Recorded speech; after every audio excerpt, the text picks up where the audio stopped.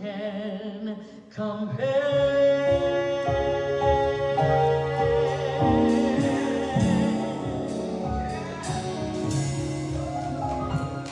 Persecuted,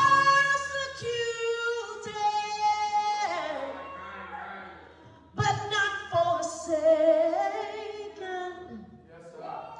Cast down, but not destroyed.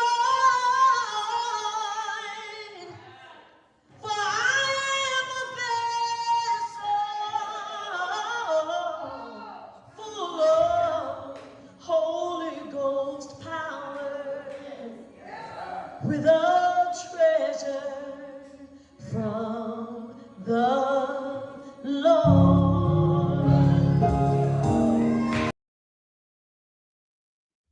Hello, hello, hello. I hope you guys can hear me. Looks like there's a slight delay going on. Hey, Michelle. Thanks for joining. Thanks for joining. Y'all, give me 1 second. I forgot to get the papers out the printer. Give me a minute. I'll be right back. I don't know how that happened this morning.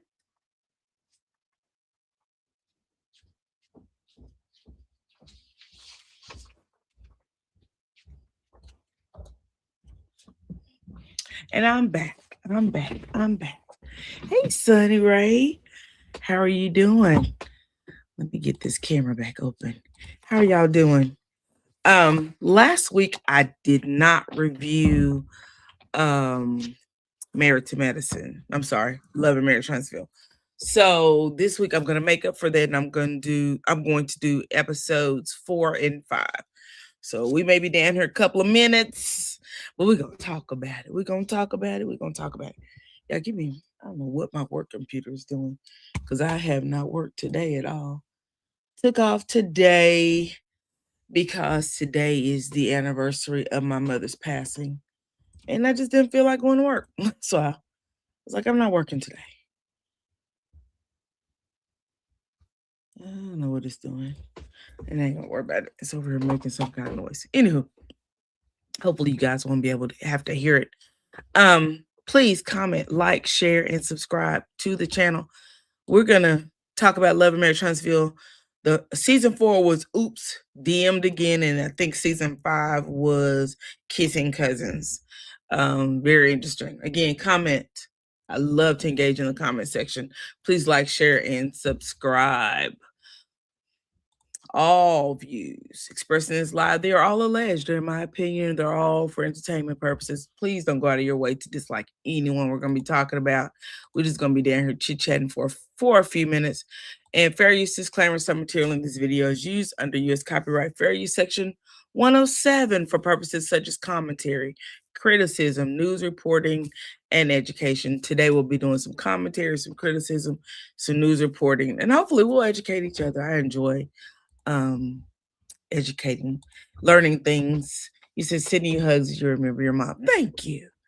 Thank you. You know, I haven't really been sad today, which is a good thing. I thought I'd be home boohooing, but I haven't. I've slept, gotten me some much needed rest.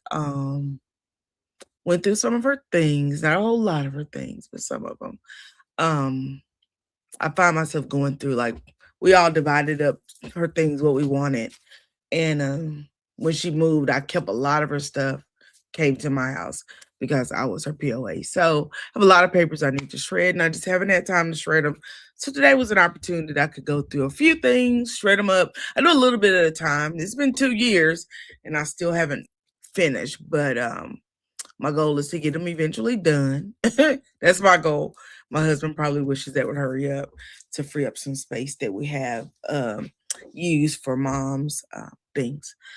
But anywho, today's also my nephew's birthday. And yesterday for Easter, I bought him a cake and we just celebrate his day. And the good thing about it, well, it's not even good, it's sad as well. His dad, my brother, my oldest brother, passed away in February of 24. My mom passed away in April. And he's an only child. He doesn't like a lot of attention.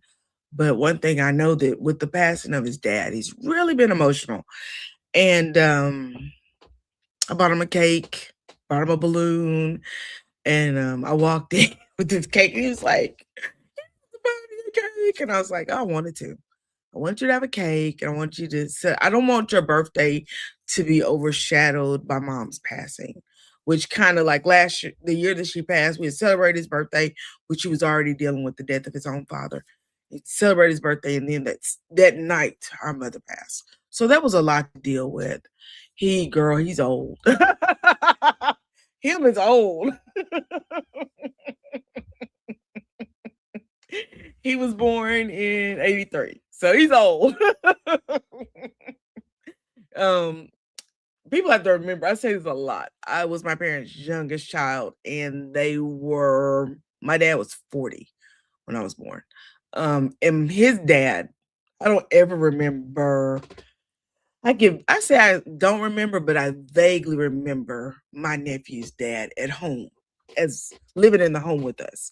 I can remember him coming over to wash his car, but sleeping there, it's like I have a faint memory, but it's not anything that I could just concrete. My other two brothers, I do remember them being at home, but my oldest brother, I don't really remember him being at home. My older siblings, I don't remember any of them being in the house with me at all. Um, they were all gone by the time I came along, because the sister I'm next to, she's 6 years older than I am. So yeah, I don't remember a lot of. So my nephews and nieces are like my siblings or cousins, because we played together in the sandbox. There's a picture of us sitting on this little bench that was my dad's, and we're passing around a bottle, one bottle, and we're passing it among three of us, because there was three of us born the same year. So we're passing one takes it out of his mouth. Next picture you see, the other baby has the bottle. Next picture is hilarious, but yeah. So that's pretty much what I've done today. Is thought about mom and just really relax and enjoy my day. Really, honest, truly relaxed. Went through some pictures. That's some of the good things. Spoke with my nephew, and he cried a little bit yesterday. We cried a little bit today, but it's okay. Because you know what? Tears are only temporary, and they are relief of things that really bother you. You know what I'm saying? They are a relief. Don't let nobody tell you not to cry. It's okay to cry. There's nothing wrong with it. Yesterday I had some curls, and I wrapped it last night. Child, that wrap still gave me a lot of body, but gave it that curl. It's under there, but anywho, we're gonna move forward. Again, we're gonna get into the commentary. We're gonna do 2 episodes of Love Marriage Huntsville, the one from last week and the one from this week. So this week we're gonna first start out with the one from last week. It was called "Oops, DM'd Again," and I guess they get the DM from the fact that Ken says he, not so much he says, but there was a DM that he was in people's DMs, and Tisha told Trisha. And so that's where the name is coming from. But let's move on into it. We have the Scots 1.0 and 2.0, and they're still in Pontiac, and they are walking down the street, I would say, going to a place called, Leon's Frosty Treats to get slushes and ice cream. And they start talking about this was something that they did with their dad when they would work. This was their dad's way of treating them. I thought that was a cute little scene as well. They're just having a little walk down memory lane. After they got their slushes and the ice cream, they sat down. And Kimmy brought up that their dad seemed a little distant, a little quiet, and she asked why he wasn't there. And Maurice said sometimes his dad gets emotional and nostalgic. And Kimmy asked Maurice if he really thought that was the issue. Kimmy said that when parents look back at the past, do they really always look back at it with smiles like sometimes we as their children do? Because I know even with myself this past Friday, I took a walk down memory lane, went through some old archives of my parents. I thought that in their lifetime they'd only purchased 2 homes. Child, in their lifetime they purchased 4 homes. And so I asked my siblings, my older siblings, they was like, "Oh yeah, we lived over there. This was a brand new house, and it wasn't big enough, so they bought this house, and then they finally bought the other house, and they added on to that house." I'm like, all this time I thought there was only the two houses, the one we lived in here and the one we lived in out of the state. And my sister's like, no, no, no, you just two in your lifetime. There was actually four. Child. So I spent Friday going to visit each one of the houses. And I'll tell you why I did it. My mom told me about my mom is from a little town in Arkansas, a little small town. And if you ever go down there, they have pine trees everywhere. Like everywhere there's pine trees. So I remember one Sunday after church, we went by this house and she said, you see that pine tree back there? And I said, yes, ma'am. She said, I planted that pine tree. She said, I had been bringing trees from Arkansas and Arkansas and planting them and they would die. She said, but this tree actually took root and it grew. So I went by to see if the tree was still growing, and the tree is still there, and it is huge and it is beautiful. It looks a reminder of Arkansas right here in our city. And I just was amazed when I drove by. In fact, I snapped a picture and sent it to my siblings, and they all just a moment of nostalgia. You know what I'm saying? So again, back to the show. Kimmy was asking, do parents sometimes feel the way we feel when we look back on our lives or what it was like growing up? And Kimmy says she feels like Dad Scott maybe trying to build some relationships with his family. And Marcel said that he had spoken with his dad and he told his father that he felt like there were many times when they were growing up that he wasn't there. And his dad also told us that in the episode prior to. His father replied that he had a wife and 8 children by the age of 26. That is wild. A wife and 8 kids by the age of 26 is too much. It's too much. Hey, that's me, AD. Thanks for joining. Michelle, it is cool to see. When I drove by and saw that tree, my heart almost stopped. So I was like, I'm going to go by and see if that tree's still there. Because I remember as a little kid, she took me by there to see that tree. And then one day, she and I was just out riding around. And she goes, I'm going to go by and see if that tree's still there. She would do that every few years. She would go by and see if that tree was still there. So that's what I did. Yes, Friday. I was like, I'm gonna go by and see if that tree's still there. I haven't seen that tree at least 15, 16 years, but the tree is still there and growing. It's beautiful. Beautiful pine tree. So Dad Scott said he may be trying to build some relationships. Marcel has told him, that he felt like his dad wasn't there a lot. And he says dad said he had 8 children by the age of 26. And I said, I guess refraining was a hard no back then. And he said he carried a mini refrigerators up the stairs by himself to make sure that his children ate. And that really is kind of, if you think about it, that's kind of sad. A man really, really having to do a lot by himself, but feeling like, I can't be here for my kids because I got to work to keep food on the table. And don't forget that Maurice said in therapy that his dad had a lock on the refrigerator, that he kept the refrigerator locked up with a chain and so on and so forth. I felt like Kimmy was trying to lead them down a path that they didn't initially pick up on it. Definitely, Michelle. Definitely. And that was one of the things I put in my notes was that, Kimmy she was like trying to get them to pick up on, hey, Dad's not really feeling you guys. And I really felt like, because when they first got there and they were talking to the Uncle Rick, the dad was looking all in the ceiling. He really wasn't paying them a lot of attention or kind of rolling his eyes a little bit. So I thought that was kind of strange. Maurice said that his dad was what his dad was doing was to feed them. And I put somebody's lying. We aren't getting a full story of this man. Why was he in prison? I got some questions that I believe need some answers. Now, Maurice said that he was locking the refrigerator up. Marceau said that he was doing what he could to feed the people. And then now this man said he was in prison. So I just want to know what the whole story is, because 2 and 2 ain't equaling 4. I would just say that.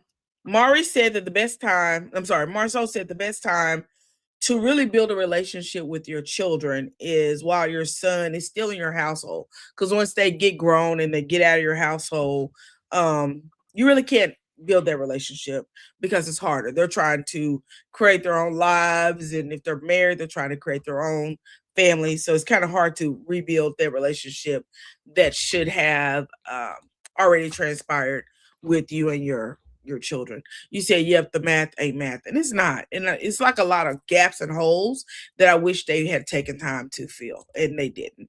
I also wonder why he was in prison. Me too, Michelle. That was part of my wondering, like, why are you in prison? Why was he in prison? How long was he in prison?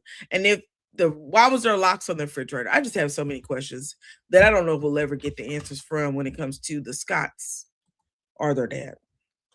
Anywho, Tisha said that it is what goes back to that healthy work-life balance. And we know that Marcel also lacks that healthy work-life balance as well. Hey, Queen Scrib, how are you doing? Thanks for joining. Maurice said that he thinks that his dad does have some regrets. I believe if he spent a stint in prison, I'm sure he does have some regrets. Duh, Captain Obvious. Exactly. Marcel says that he thinks he did a good job as a dad, and the times he wasn't there was the times he wasn't there. And I said, you have two sons raised by the same man with two different opinions of said man. Now, Marcel says that he thinks his dad did a good job. Maurice, on the other hand, says he thinks his dad has some regrets. He also said that his dad locked the refrigerator to keep them from getting food. Now somebody ain't telling the truth, okay? Kimmy asked if they tell their dad sometimes that they are proud of him. And because they often speak of his missteps. So I wonder, in speaking of his missteps, what exactly are they talking about? Do you tell your dad you're proud of him? Because we do speak of his missteps, but sometimes you have to address the missteps so that you can put that behind you and move forward with, I'm proud of you. And I do appreciate the good things that you did because you did this that was wrong. That's just kind of how I feel about it. Michelle says, that again, another subtle message to Marcel from his wife. Subtle message from his wife. I agree, but it's like they don't pick up on hints. I don't know why, but it's as though they don't. Something just don't be clicking for them sometimes. At least that's what I'm thinking. Kimmy says that the men often say how proud they are of their dad, but she wonders if they ever have expressed it to their dad. She believes that they need to tell their dad that. Kimmy mentions that they have been talking about Uncle Rick and maybe overlooking their dad. Marcel said that they came here actually for Uncle Rick. That was the reason why they came to Pontiac, was for Uncle Rick. And this is Uncle Rick's time, is what he said. Teacher says she thinks they should take out the time to let their dad know he was a good father to them, or not. Marcel says he thinks that they have several times. He said, I think we've already done that. And he says, he said he wasn't our main focus. Dad, he pretty much saying, that Dad isn't our main focus. He's not the real reason why we're here. But I guess they begin to think about it. I put in quotations, who cares? Maurice says that there isn't a chasm there for his dad. So there wasn't an actual alternate for his dad, is what he's saying. Maurice said that he does not think that his admirations can go up any higher for his dad, no matter what has happened. And Marcel responded, me either. They both said they look up to their dad like he was a superhero. Marcel said that they have to figure out a way to let their dad know that he was a good father to them. And Marcel said that his dad has his own personal guilt because he felt like he was lacking. But on the other hand, Marcel said he didn't feel like his dad was lacking. They both agreed that they love their dad. And Marcel said he needed to have a few less whippings, is what he said. You said Maurice is the older brother and may have had to sacrifice for the younger siblings, although Maurice was the golden child. You know what, Michelle? I wonder what that looked like. Honestly, I wonder what him being the golden child and the oldest child, because normally the oldest child is coddled by the mom, not by the dad. My oldest sibling is a sister. My mama, they were like this. So I just wonder what that looks like for them. Period. some more speaking. You see, I feel like they low key punished her dad for not being there. You know what, Sunny, right? I agree with you. I believe there's something there, and Dad does have some ill feelings towards Uncle Rick. That's just my personal opinion. I think he may be a little jealous of Uncle Rick. Uncle Rick may have been there a little bit more than he was. They may have looked up to Uncle Rick a little bit more, and they may have did what Uncle Rick told them to do. According to the dad, Dad said that he would tell them things, but Rick could tell them the same thing, and they would do what Uncle Rick said. You said now I really appreciate them saying that about their dad. Me too. I think it was a great scene altogether. I believe it was a great scene. Um, you said right, yes. I bet there was a pecking order. Had to be a pecking order. Had to be 8 children. My parents had 8. I was the youngest. Then we had the oldest, right? And everybody else kind of fell in the middle. And I said at my mom's funeral, she needed all 8 of us because each one of us brought something different to the table, and she treated each one of us differently. Like the youngest boy, mom, it seemed like she poured a lot into him. He was really smart, finished at the top of his class, went to college. My When I say my brother running circles, but she nurtured. I think mother nurtured each person, right? Dad, he just felt like it was his job to be a provider and to teach the boys what they need to do. Dad didn't really deal with the girls. My dad thought it was his job to come home, make them boys mow the yard, take out the trash, because that's what they did. But I have 3 great brothers. I have to admit that. Really, 3 great brothers. Anyway, moving on. Scene 2. The next scene, Trisha and Ken are outside the home. Ken's working on a truck. And Trisha said that Ken is back at the house. Child, when I tell you this Ken story has annoyed me to no end, super annoyed with their story. Ken said he got irritated when Dr. Francis started talking about the kids. Ken said that he lost all interest after that. And I put what was said. What was said, because y'all leaving us out of the group chat, but y'all want us to be a part of it. I think that's unfair. Don't y'all think that's unfair? Like, what was said? What did he say about the kids that got you riled up and you stopped paying attention? Because we didn't hear. Definitely we didn't hear. Trisha said Dr. Francis had some good points about them arguing. Trisha said that they tend to hit below the belt when they argue. Ken said that they are going to have disagreements, but those disagreements shouldn't allow them to mistreat each other. I will tell you this. I believe Ken says whatever he thinks the camera wants to hear. That's just, I'm sorry. I just feel like Ken was just putting on an act. I believe he wants to sound intellectual and smart, but I don't think he follows through with any of that. I thought it was just me. Get me out of that chat until the divorce is final. That part, Queen Script. That part.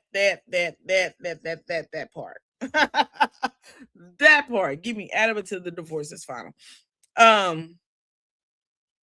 Where was I at? He talked about the disagreements, but that shouldn't allow them to treat each other. Ken then tells Trisha that she turns into a whole other person. I said, what about you? What about you, Mr. Ken, and your accountability? What about it? Trisha says that she's been working on that and that she has apologized to Ken, which isn't like her. Girl, when I heard you say that, I've apologized to you, and that's not like me. Hey, Symmetry, that's not like me to apologize. And I thought to myself, good God Almighty, what y'all be doing around there? What are y'all doing around there where you don't apologize? Anywho, Trisha said that she feels like they're getting there. They just need to keep working on it. And then Trisha tells Ken that she was talking to the girls.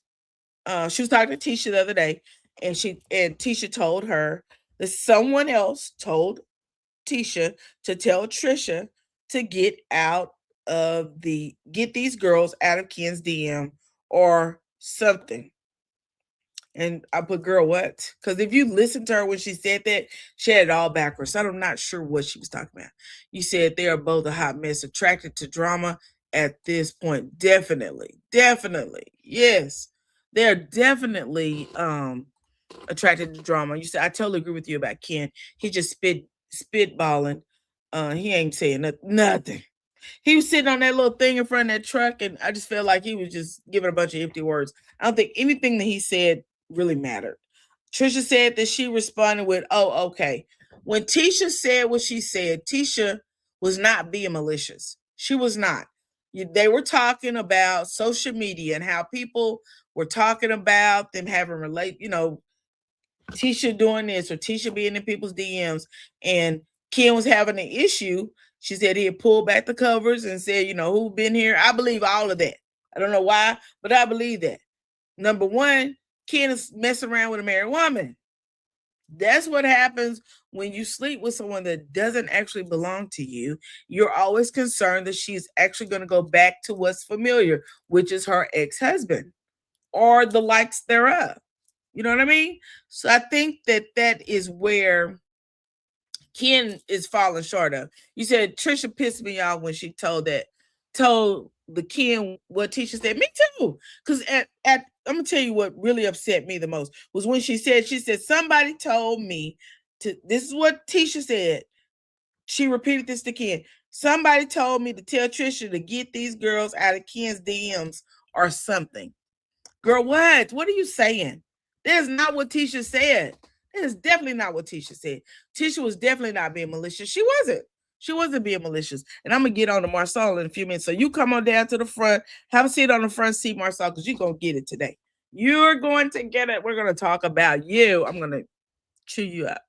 I believe every word of that as well. I do too. I believe he does pull back the covers and say, let me sniff it, and who been here and what you been doing, where your underwear. I believe all of that. I believe he does that because number one, you're sleeping with someone else's partner that she's still in relations with because they're not completely divorced.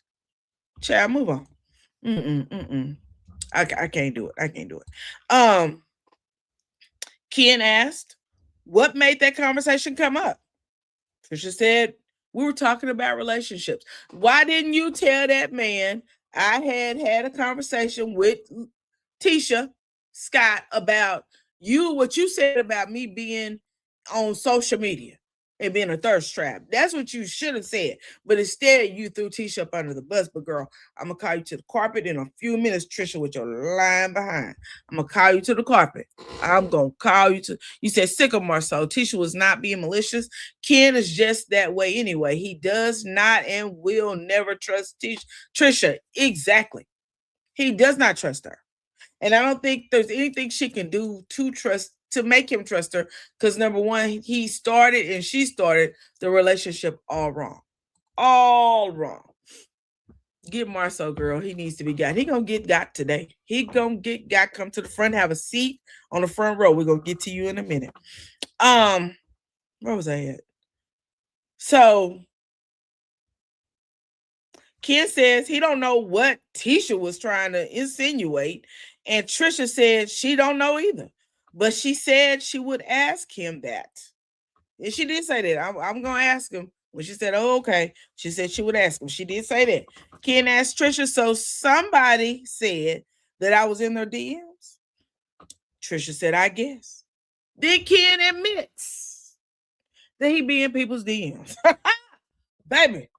And that it wasn't that big of a deal to him. I said, dude, Tisha was right. So what is your complaint? Tisha was right. You be in the people's DMs. So she was right to tell Trisha that the people say that she be in your DMs. Now, I understood Marcel when he said we don't want to be them people, but the way you brought it to Tisha on this screen, I don't like it. And we're going to talk about that. We're going to talk about it because I don't like the way you brought it down like she was a child. I don't like it. I don't like it. I don't like it. And we're going to talk about it. Queen Script says, so what is the issue? That was my question. Dudes, Tisha was right. So what was your complaint? She was right. She was right. Exactly. He admitted to it. That's me, AD. That's what he said. He said I do be in the DMs. I do be over there in the DMs. But it's more than one. Why was it so much on Tisha and she wasn't lying? That's what I couldn't get. Sunny Ray, when I tell you that baffled my brain, like what are we complaining about? Because it makes no sense. This is pissing me off all over again. I'm sorry, Michelle. I don't mean to upset you, darling. I do not mean to upset you. He then says to Trisha that I'm not saying that it shouldn't be to you. It shouldn't. When he said that, it shouldn't be to you. It shouldn't be a big deal to you because it's not a big deal to me. But it shouldn't be a big. I'm not saying that it shouldn't be a big deal to you. I'm not saying that you should be pissed off about it. Is what he's saying. I put, boy, what? What? Are you serious? Why should she should be upset and probably throwing something upside your head? Because now you're over here playing games and you're playing mind games. You're not even good at it, buddy. You're not even good at it. You say hit the like button. Yes, please thumbs up this button. I'm thumbs up the like button if you don't mind. And get in the chat. Let's talk. We're over here having ourselves a good time talking. He then says, whoever is saying these things is trying to stir the pot. No, no, no, no, no, no, no. If you stay after people's DMs, won't be no pot stirring. They only stir pots when there's things that needs to be mixed up. Baby, you've already mixed it up. So there's no need to stir a pot. It's already stirred. I really want Tisha to bite Marcel's nose like Mimi did Steve. Do you really, Sunny Ray? Oh, yuck. And he'll tell him what's in Marcel's nose. Just thump it. Just walk up and that nose. Trisha asked him why he responded. And he said because they would go days without conversation. Now he gaslighting. It's your fault, girl. It's your fault I was over there in them DMs. Not that you couldn't keep yourself, hold yourself to yourself. You had to go and answer the DMs because let me survey the land and see what's out here. Michelle said that wasn't Tisha's point. She was trying to convince Trish not to pay attention to everything people say. Tisha and what Mel did to her are not the same. I totally agree. Totally agree. She was trying to get him, just like you said, to understand he over here blaming you, but the same thing could be said about him. So there's no room to blame anybody. Let's just go and be even killed. It's child because y'all doing too much. Trisha said she thought it was kind of weird that when things aren't going right, that they could respond to people. Ken then says, I can't make up no excuses about it, but it hasn't made it past a DM or messenger. So that means dude be on messenger, he be in direct messages on Instagram. He doing it out. He out here doing it out. He out here doing it out. Ken says, if I don't marry you, then I'm probably not going to get married. I put, dude, really? When I say he gaslit her so much in that scene. I don't know if anybody else heard it besides me, baby, because he was gaslighting her. If I can't be with you, if I can't marry you, I'm not gonna marry nobody. He trying to get you to be confident in his bull swanky. And baby, don't let him fool you because he ain't fooling me. She was trying to tell her to ignore the noise. That's what she was telling. It was twofold, Michelle. She was telling her to ignore the noise, but she was also telling her that Ken had no room to talk because the same rumors were out about both of them. And you can't listen to any of it because the rumors go back and forth. That's what social media does. Although what the Scotts dealt with was a whole lot deeper than what Tisha was trying to tell Trish. It was a whole lot deeper, baby. We done put Marceau with all kind of women and so forth and so on. You said Ken is all over the place, testing the waters. He's trying to play the nice guy and gives money to the home, but he likes to play. That's what I got out of Queen's Group. I believe he loves to play. You said Trisha likes to play too, but he don't want that. And that is it. He wants somebody that's going to be stable, somebody that is only going to be into him while he into everybody else. Child, I can tell that with that conversation with Will, but we're getting a little ahead of time. See, here we go with the empty talk. Exactly. Just over there, just ain't saying nothing. Ken says he misses their daily interaction because he's a family guy. I'm a family guy. I said, boy, this is somebody else's family, Ken. Ken is manipulative. And Trisha, why? Keep your good eye on him. He is manipulating. He is manipulating you. He's trying to manipulate your family. This man came into a household that was already set, and he wanted to take over as the dad. You're not divorced. And he feels like because you're not divorced, that he really has no connection to you. I'm telling you how I feel that he's feeling. I really feel like the fact that you are still in relationship legally with your ex-husband or your spouse, that he feels like that he does not have to commit totally to you, and he's not willing to do it. Trisha, girl, keep playing in the field. Keep going, keep betting. You stay at the people's bedroom, but you keep betting out there in the field. Ken likes attention. He's not used to it. Oh, yeah, definitely. Yeah, this newfound fame is really driving him wild. I wonder what he's gonna do since they broke up. But we're gonna get into that too as well. We're gonna talk about that as well. The next scene, back to the Scotts at Uncle Rick's school. We see Maurice and Marceau having a conversation with their dad. Dad Scott said that he wanted his sons to have HVAC and plumbing experience, but they went out in the world and they made their own mark. And when he said that, I was thinking, my God, you got more than that. You got sons that are attorneys. You have college graduates. You have, although Marceau owns a construction company, he has a master's degree. You have young men who have gotten out here and done it. You got young women who have gotten out here and done it. So I really don't understand what that was about, what that conversation was about. And what the dad was talking about there for. I think Dad was just going through something in his head. I don't know. There was a thing that he just didn't understand. He didn't understand, what he wanted them to do versus what they wanted to do. Marceau said as Scott men, they look at things at 98%, and then they miss the 2%. Here goes Marceau with his analyzations, his analogies rather, that they get wrong. And then they tell their dad that he may have gotten 2 things wrong, but he did a hell of a job as a father. This is what they said. Marceau says his dad was a 26-year-old man with 8 kids and a wife. He said, now I'm a 45-year-old man with a wife who has 3 kids, and I'm trying to help her do the best she can to raise them. Marceau has the craziest sense of humor. I got the joke. I hope you did and didn't take that and say, oh, here he goes again. Marceau don't mean none of that. None of that. We see their interaction with their children. We know they love them. Their dad said it was good to hear his children say that, his adult children say that. Then we see Marceau and Maurice. They give a statement to the construction students. The Scott brothers said that they are going to donate materials to help the school. And this scene was very nice. We see Dad Scott give Uncle Rick his props. He told him that there was a lot of things that the boys didn't listen to from him, but they listened to it from Uncle Rick. And I think that was a great thing because it takes a village. It really takes a village to raise children. And for him to admit that this village helped raise his sons, I think is a good thing. Anyway, the next scene, Martell goes to Wicked and he sits down with Will and Ken. These 3 right here do not need to be together. We see a better view of the Wicked bar. It has a stripper pole in the shop.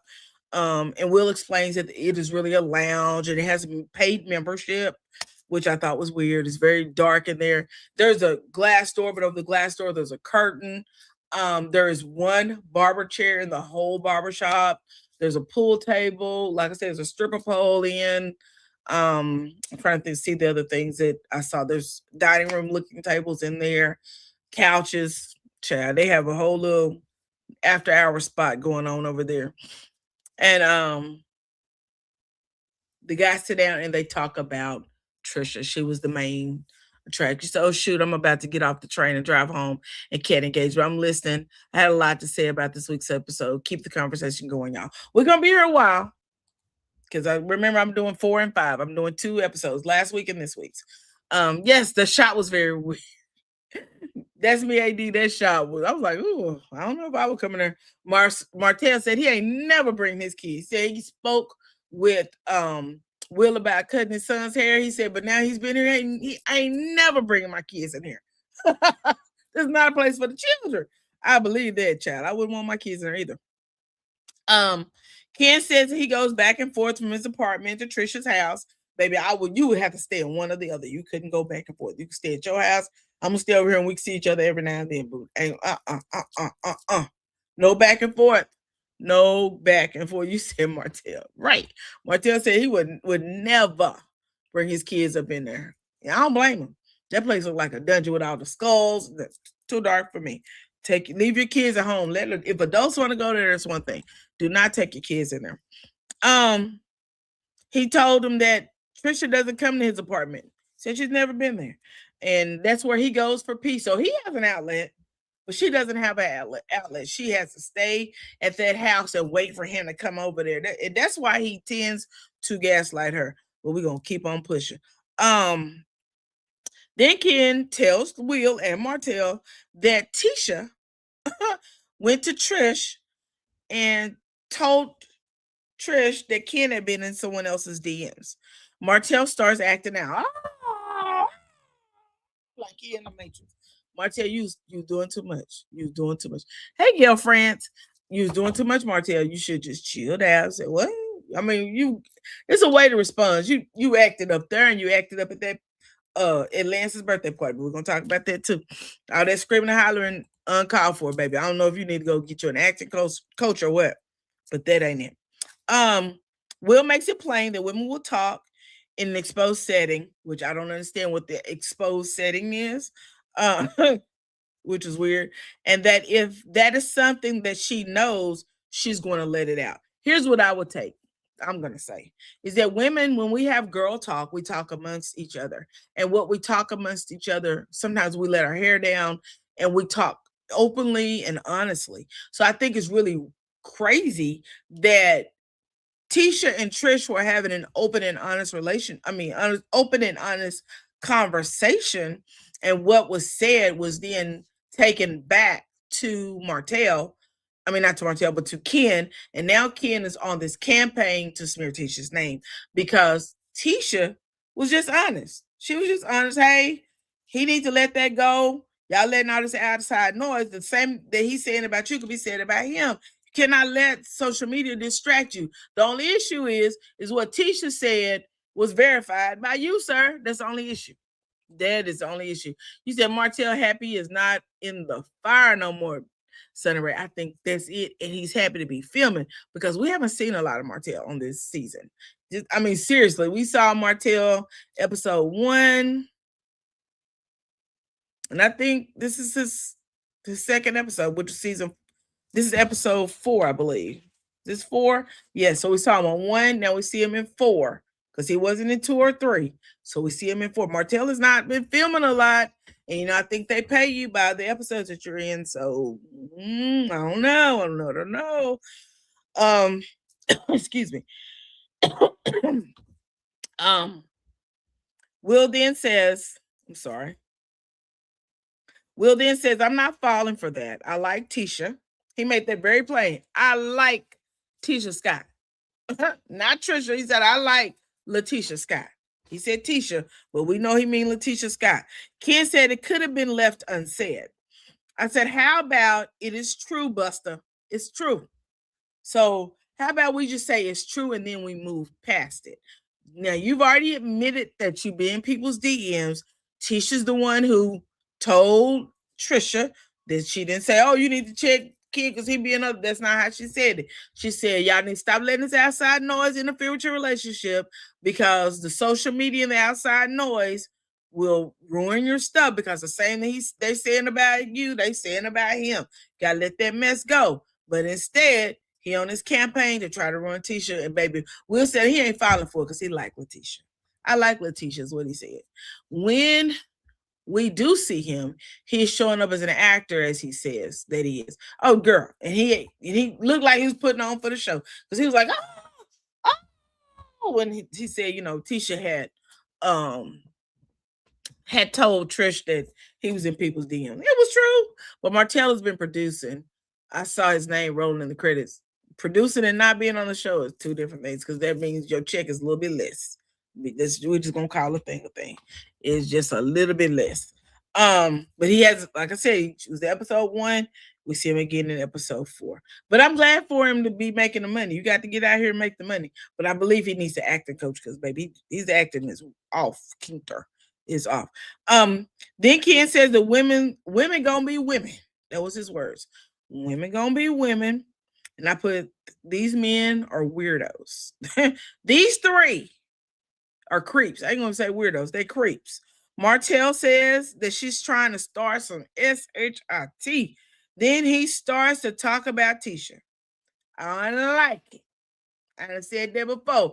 I want Martell to stay out from under Tisha dress. Then Martell says that, trust me, Marsau has a lot more going on. And I said, now here we go again with Martell always trying to throw Marsau under the bus. We over it, Martell. You find you something new to talk about. In fact, you need to bring on you some friends that you can engage with, and y'all can have serious conversation, because, baby, this conversation is old, is worn out, and we don't want to hear it. We don't want to hear it no more. Martell asked Ken if he showed Trisha the DMs. Ken said he can't show her the DMs, but if she gave him a name, then maybe he could. Martell says that means you have a lot of DMs, buddy. The words he said was, bro, you have a lot of DMs, bro. Ken says there was a time when they wasn't talking. Martell can relate. He has had a side piece for a century now. So he definitely understands what it's like. Hey, Khadijah. He definitely understands what it's like to try to go look outside of your relationship for more relationships. So Martell's the last person you should be taking advice from. Martell was married and had a whole other relationship outside of his marriage. We're not going to do that. Queen Script said Martell is obsessed with Tisha. She denied him, and he hates that. I agree. We're here. I definitely agree with that 100%. I definitely agree with that. Ken then tells the guys that he heard that Trisha was at Lemon Drop with a whole other swole dude. Will asked Ken, did you ask her about it? Did you ask her? Ken said he asked her. She said she don't even go to Lemon Drop. But we all know that Trisha got a little lying problem. We know that. We all know that she be out here telling them lies. We know that. We know Tisha don't always show no Trisha, I'm sorry, not Tisha. Trisha don't always tell the truth. Martell then goes into the confessional and says that he hopes that Ken is seeing through the BS, the DMs, and the lies. And I said he sure does have a lot of room to talk, but we know Martell gonna talk regardless. Will ask Ken, didn't you get in her DMs? Isn't that how this started? Come on, Ken. Come on, Will. Baby, Will was bringing it back. Will already told him, I like Tisha. You talk about, I like Tisha. I ain't got no problem with Tisha Marceau. Now you got the issue. And she didn't do nothing wrong with the comment. He said, I don't hear nothing. Women gonna talk. Women get together and they're going to talk. They're going to talk and they're going to be open and they're going to be honest. That's what women do. So Will, now he said, isn't that how you got with Tisha? You jumped in her DMs. Now, Ken tried to swear it off and said, no, that wasn't it. That was exactly how it was. He got in her DMs. He said, hi, little lying problem. Yeah, she got a little lying problem. Honey, she got a little lying problem. She likes to lie.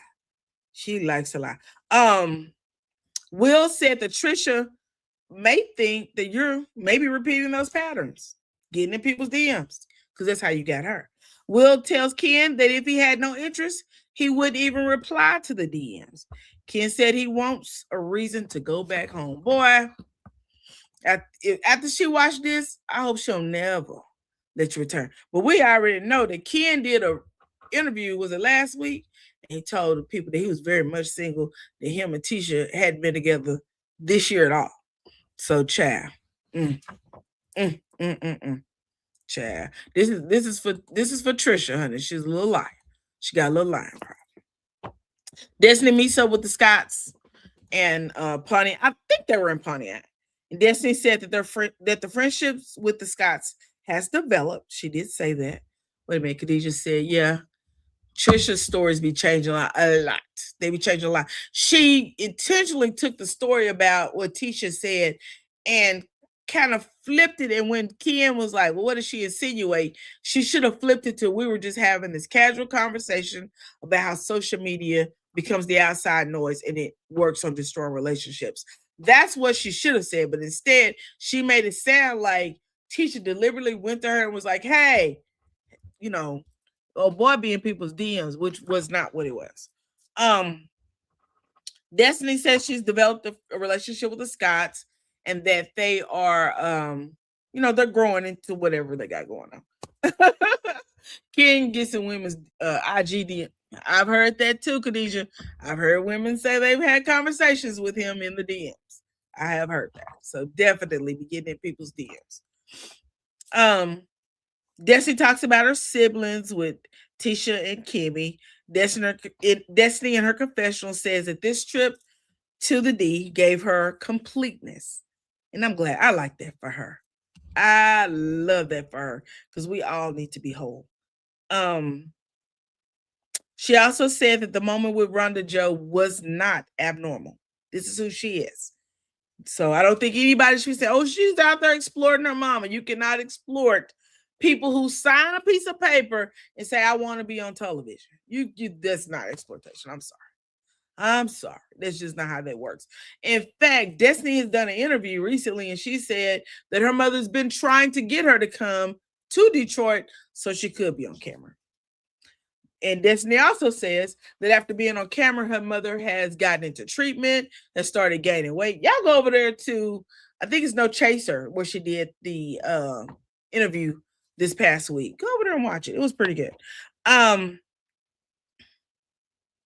They go sit out on the patio at the restaurant, and the Scots begin to drill Destiny on, what has happened. How did this time with her family go?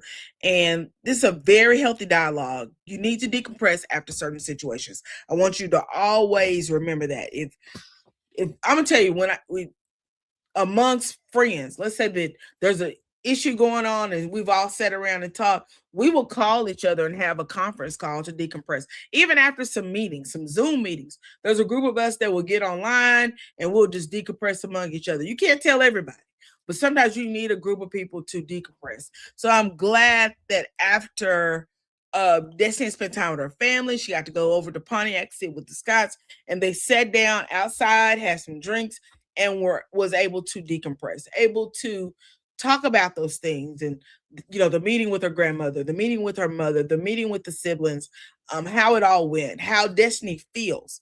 Because I believe every one of these young people, thank you, Symmetry, No Chaser TV. No Chaser TV is the person that Destiny did the interview with this past week, and it was a great interview. She talks about her mom and how her mom had been asking her to come on the TV show. So we're gonna drop this narrative of her trying to she did something evil to her mom by bringing her on the show, because that's not true at all. I think we need to stop this mess. I don't like that at all. This Queen Script said that makes no sense to say that. It's just mean spirited and ignorant. That's her mom. Exactly. That is her mom. Her mom abandoned her. So that is her experience with her mom. This is her reality. Whatever that looks like, it is still her reality. I watched this morning. I don't know if any of you ever watched Keisha Cole's old show. Thank you, Symmetry, for dropping that in the chat. This is the link to No Chaser TV, his actual interview with Destiny. But Frankie, which is Keisha Cole's mom, she actually passed away a few years ago from a drug overdose. And her daughter, not Keisha, but the other daughter, actually went live. Was it yesterday or today? I saw it. And she said she really missed her mom. Neffy went live and she was like, I really miss my mom. And she just showed a plethora of pictures of Frankie when Frankie was doing well, when Frankie was doing bad. But I would say this, that was still their mom. That was still their mom. The issues, the relationships, the drama, it was still theirs to tell. It's not any of us. It's not any of us to decide when we want to tell it. It is strictly up to Destiny. Destiny's mother created 8 children that she did not raise. 8 children. 1 or 2, hey, she just out here, got caught up. 8 kids. She was constantly making children, being on drugs, and leaving them out here. Paula, we met Paula. Destiny did an interview with Paula on her website. Go over to Destiny's podcast, which is on YouTube. I'm not going to pull it in because you need to go over there and follow that. She did an interview with Paula last week. I think it was last Monday or Tuesday. And Paula was born with substances in her system. But you want to protect this woman who literally abused her children. Whether or not you like it or not, it is so. Destiny did not manipulate her mother. She did not use her mother. I'm sure Her mother was compensated in some type of way for coming on the show, but I think it's ridiculous, it's silly, and it's absurd to believe that she would manipulate a drug addict to coming on this show and being a part of her story. That makes zero sense. Makes zero sense. You got to think about some things before you say it. Everybody loves lying on Destiny. Some said that she was trying to get sympathy. I don't think it was about getting sympathy, because you know what Carlos said? He told the producers, when Destiny says she's had enough, cut the cameras. When Rhonda Joe came out there and she started talking crazy, what did Destiny say? We're not doing this. Cut the cameras. She wasn't fit to embarrass her mom. She wasn't fit to embarrass herself. Let's get out of here. Then at the end, when she went and she tried to have a moment, she said, I love you. And her mama said, you got a funny way of showing it. Child, let Rhonda Joe go. Let Rhonda Joe go back where she was at and let her chill and do her thing. You said, yeah, that was ridiculous. Eight kids. You had 2. Those 2 were taken away, and then you kept having other kids, some being born with drugs in their system. But we want to protect the abuser. Shut up. Shut up, shut up, shut up. We don't protect abusers. Not over here. Not on this channel. Not gonna be protecting abusers over here. If you abuse someone, you have a right for your abusers to sit down with you and have a conversation if they so choose to do so. We see Destiny wanted to have a conversation with her mother, with Paula, because I think she wanted to help navigate that story. What I do know is Destiny already realizes that her mother is who her mother is, and she's not going to get anything from her. Period. Rhonda Joe is gone. Rhonda Joe is out here doing whatever she want to do, and she ain't trying to listen to nothing nobody else is saying. That was brave of her mom. She is willing to show her decisions. Definitely. And we have to remember that to be on camera, you have to sign papers. You have to sign NDAs. You have to give people permission. They don't just go out and pull you out the street and bring you in and put a camera in your face. You have to sign. This lady apparently has not been declared incompetent if they allowed her to sign a piece of paper. Right? Destiny has never shown that she do anything for money. Never has. Period. We've watched Destiny go belly up sometimes, holding on to what she believed, but always making a way out of it. Baby, Destiny is one person I really do like on the show. So to make her feel like she was manipulated is ridiculous. She was a hot mess on the show, but now she is getting help. This was brave of Destiny. It was definitely brave of Destiny. And you know what? I'm really glad that Destiny even allowed it to be shown. And I don't know what it took for Destiny to decide that she was ready to show that part of her, that she was ready to sit down and let's talk about my life, what it felt like, what I dealt with growing up with a mom who was a substance abuser, who did not take care of me, that I was in the system and my dad came and got me. In Destiny's interview, she gives you a little bit more of her history, how she ended up with her dad's mom. And then from her being at her dad's mom, her dad came and got her. And that's how she ended up in Alabama. Hey, y'all. Why didn't I know y'all were live, doggone it? You didn't know? I'm sorry. I thought that you need to sign up for the notifications. You got to click on the all. Click on it. But yeah, anyway, I love that for Destiny. I love the fact that Destiny got on here, and I believe she's giving us her truth. Destiny talks about what she learned in therapy and that she's walking in her healing journey. I love that for her because you can tell that Destiny's done the work. She's done the work. And I said, can you place yourself in Destiny's shoes and imagine the hurt that she has endured during her lifetime? Just for a moment. Put yourself in her shoes. Just a second. You know, what was like being that kid, being in the back of a patrol car. And I'm going to tell you, I've been giving y'all bits and pieces, but in that No Chaser interview, Destiny talks about sitting on the steps of a drug house, of a building where her mother would go to do drugs. Her and her brother would sit on the steps and wait for her mother to go in and do what she was going to do. And she would come out and they would go wherever the home or wherever they would go.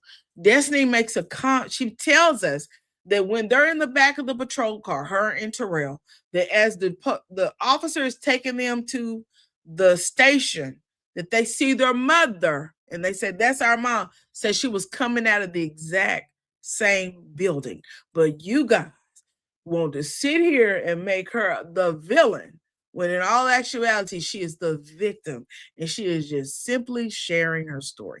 Put yourself in her shoes for just a moment. For just a moment. Just a moment. Just put yourself in her shoes for just a moment and understand exactly how they will make you feel. Someone making you out to be the villain when you actually are the victim. She definitely was the victim. The victim. Driving by saying, hey, that's my mom. That's my mom coming out of that building right there. And then remembering that's the same building. They used to sit on the steps while she'd go upstairs and be up there for a little while, getting high. Okay, let's move on. Let's move on, because that's upsetting me. Maurice asked Destiny, is that why she's so feisty? Marsau then says aggressive, and Destiny responds with assertive. I love that little banter with them. Destiny then said, let's be transparent.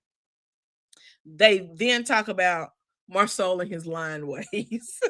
He says that he has learned that if something is uncomfortable to talk about, you can just then take an alternative route and talk about that. And then they say, oh, you mean lying? Kimmy asked Marsau, is that your comfort zone? And he responded with, sometimes. Then the Scots tell Destiny that she is a warrior. And I totally agree.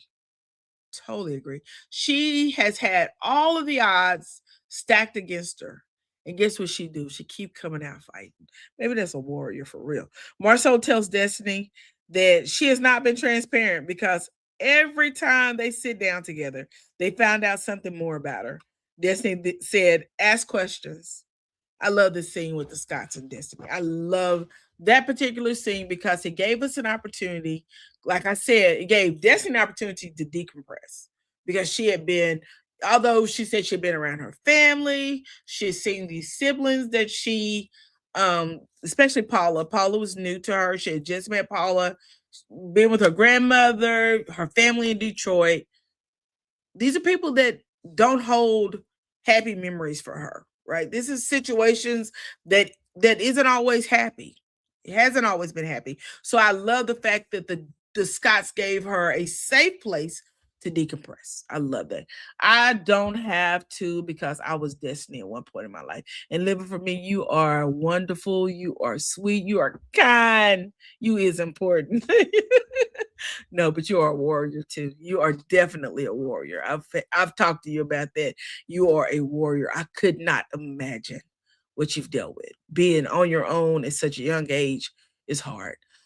I get it. My mother died when I was 13 and my father was an addict. I grew up on the streets and had several arguments with my dad. He still with me and my sister SSI checks and wouldn't take. Wait a minute. He would steal me and he would steal your SSI checks. Oh my goodness, Khadijah. Oh, my heart just breaks. My heart just breaks. Yeah. Another victim that people would sometimes call a villain because she is making that person be accountable for what they did to them. It's not fair. It's not fair. Oh, shucks. Oh, shucks is right. Khadijah, I'm going to tell you, you are a trooper. Don't let nobody ever tell you anything different. You are a trooper. You are an overcomer. You are wonderfully and beautifully made. Don't let anybody tell you anything different. That is such a beautiful thing to be able to come out on the other side with some scars, but still able to dust yourself off and keep moving. I know sometimes it probably gets heavy and it probably hurts, but thank God for being able to come out of it. I cannot even imagine. Khadijah, it's definitely not fair. I remember your days as well. Yeah, all blessings are living for me. Yes, God is amazing. And one thing is for sure, regardless of what we endure in life, we have to put our trust in Him. Have to put our trust in him. Live for me and Khadijah. Walk in testimony to God's grace and mercy. Amen. I love that. I love it. I love it. My goodness. Yes. We didn't intend to go that way, but that's the way we went. Again, I told you I enjoyed the scene with the Scotts and Destiny at the restaurant because I felt like it was a safe space for Destiny to decompress. You need to get rid of some of that stuff and kind of let it out, let it hang out. Even if it's something that you keep reserved, it's something that I can get rid of. And maybe that'll ease it up just a little bit. Ease it up just a little bit. The next scene, we go back to Huntsville and we see Martell is joining Maurice at a restaurant. Maurice said that he hasn't seen Martell since the 80s party.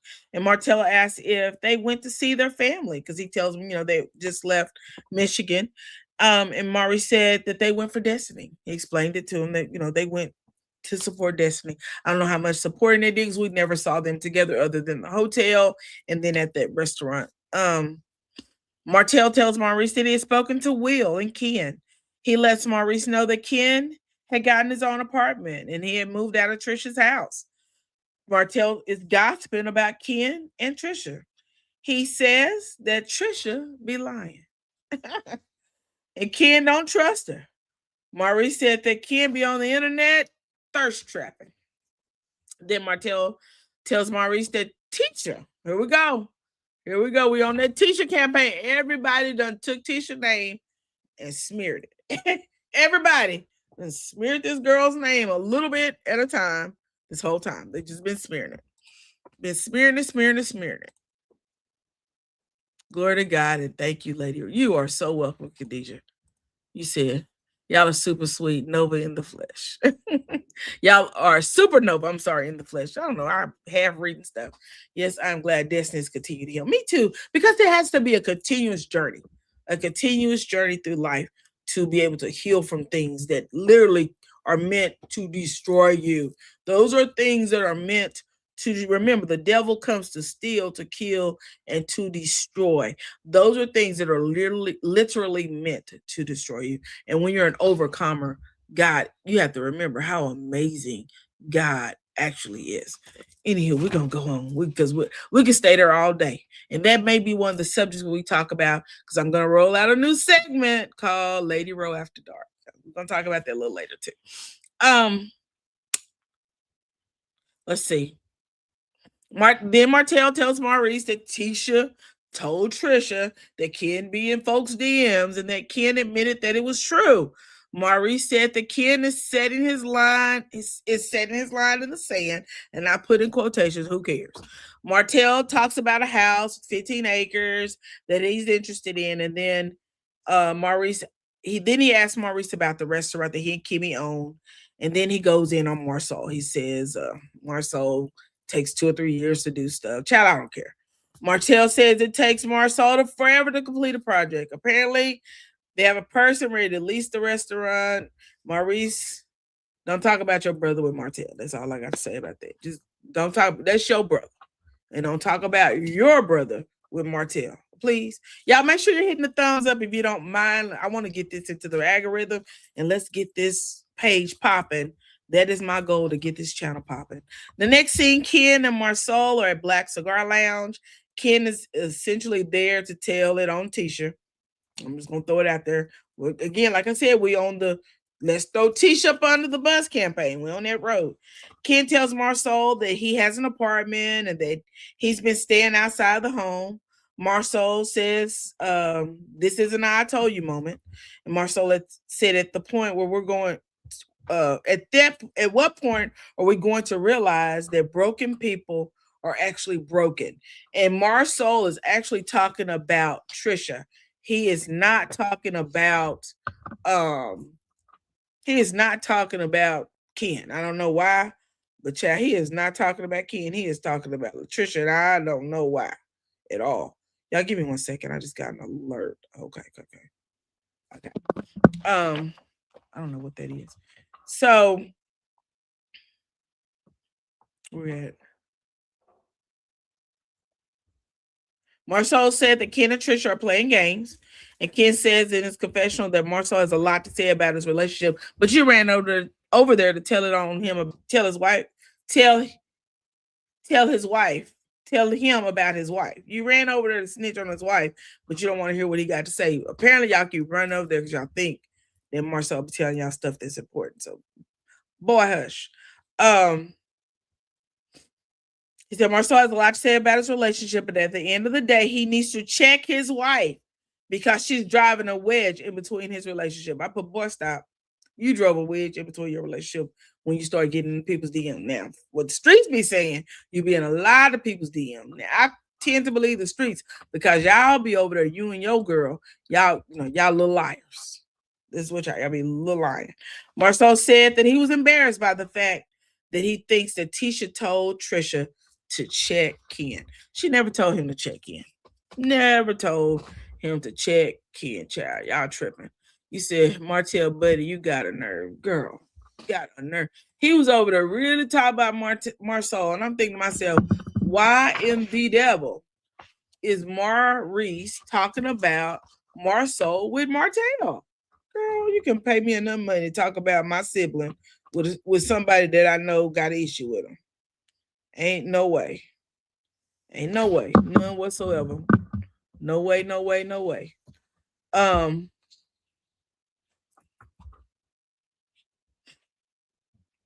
Let's go on over to the next episode because that's it for episode number 4. The next episode is episode 5. It's called Kissing Cousins. And the episode opens up at the home of Marcel and Tisha Scott. Marcel, you at the front? Come on up here. Come closer to the front. Sit down. Marcel is up, sitting at his laptop in the kitchen area, and calling Tisha to come down like she's his child. Come down here and let's talk. So here comes Tisha coming on down. She sits at the bar, and and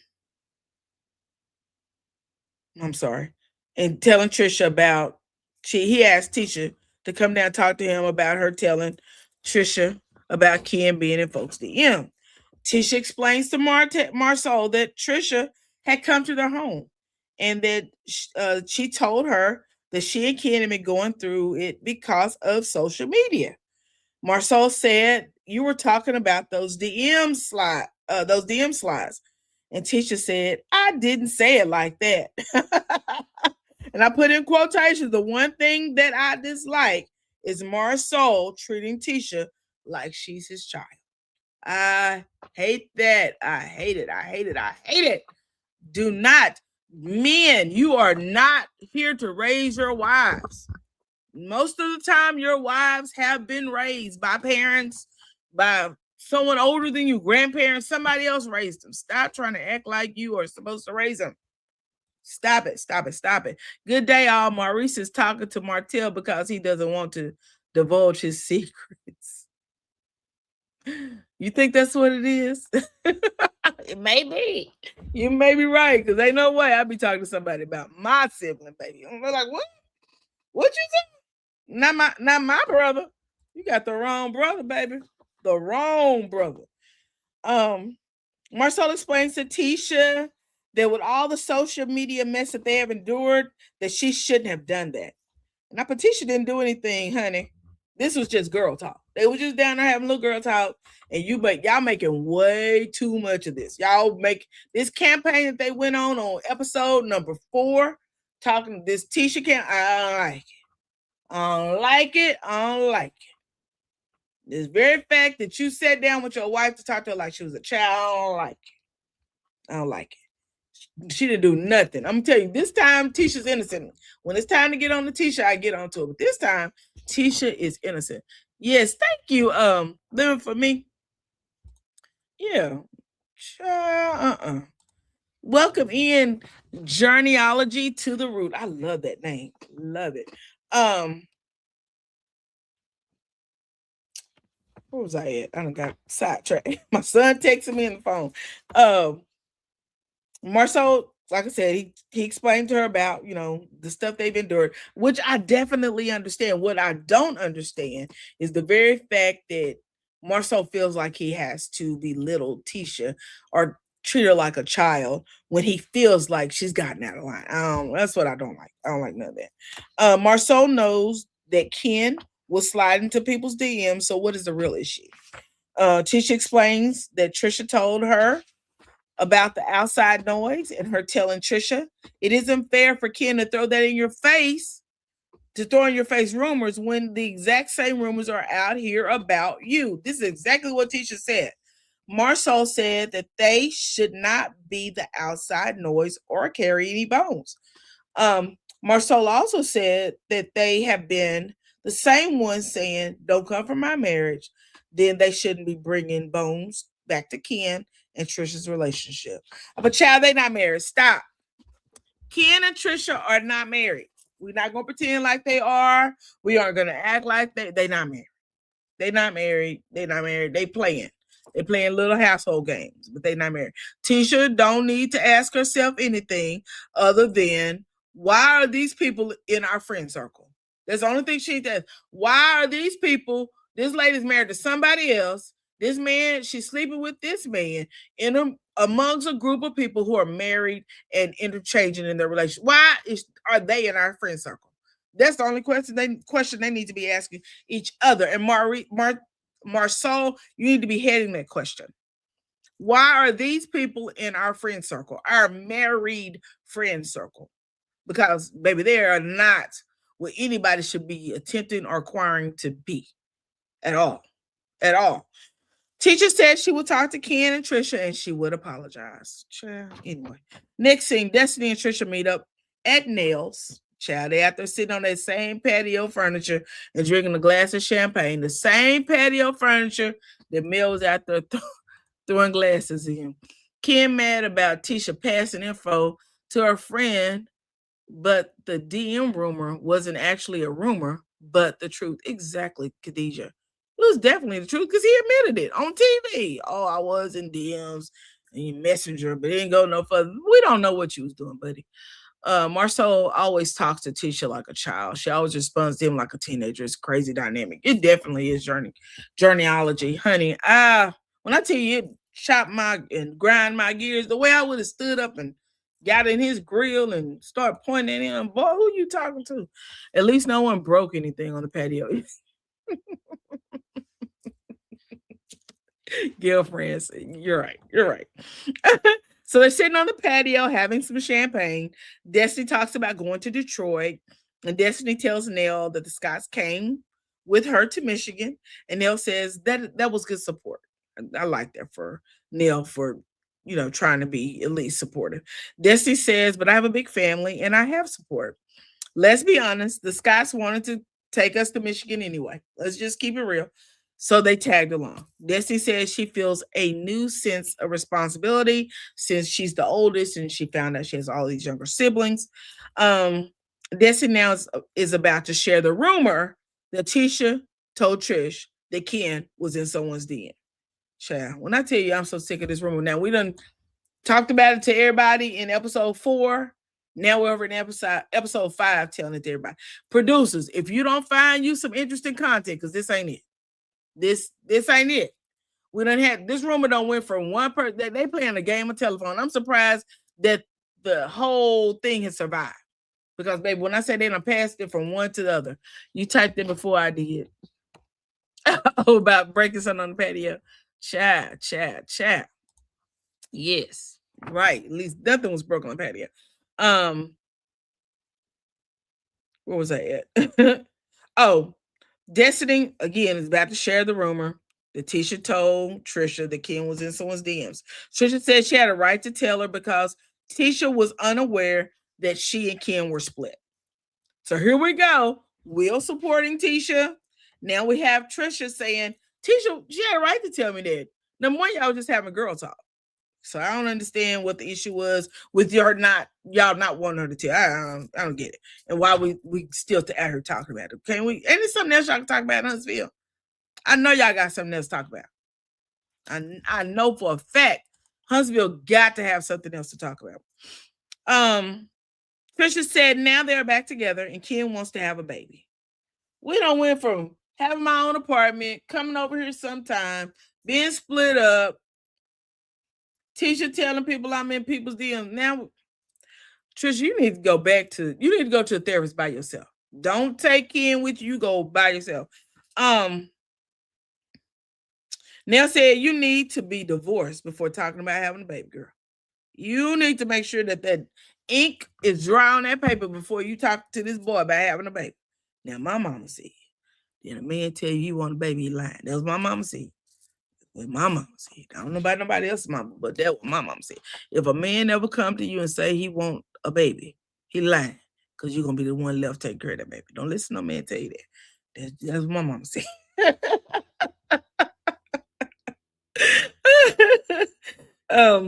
Nessa, y'all really talking about having kids for real?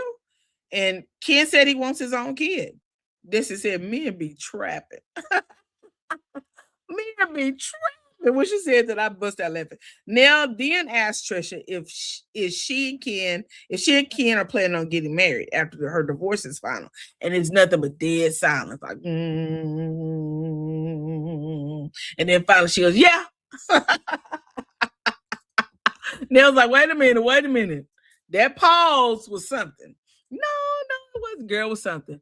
Yeah, it was something. You said, yep, Ken trying to trap Trisha. I believe so too.